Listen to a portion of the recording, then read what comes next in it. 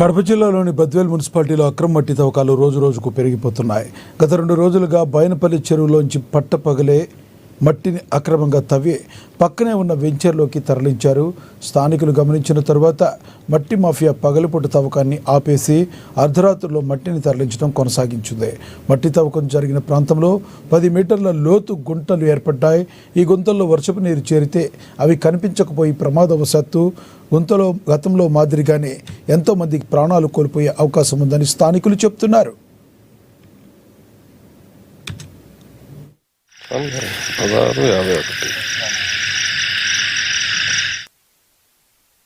ఇక బద్వేల్ ఎంఆర్ఓ ఈ విషయం తెలుసుకుని తమ సిబ్బందిని పంపించారు.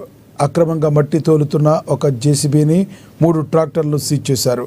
అర్ధరాత్రిలో కూడా నిరాటంకంగా మట్టి తోలుతున్న తీరుపై స్థానికులు అనుమానం వ్యక్తం చేస్తున్నారు. ఈ మట్టి మాఫియా వెనుక రాజకీయ అండ ఉందా లేక ఇరిగేషన్ అధికారులు కుమ్మక్కయ్యారా అనే అనుమానాలు వ్యక్తం చేస్తున్నారు. ప్రస్తుతం అధికారులు వాహనాలను నిలిపివేయించారు. ఈ అక్రమ మట్టి మాఫియాపై పై అధికారులు ఎలాంటి చర్యలు తీసుకుంటారో వేచి చూడాలి.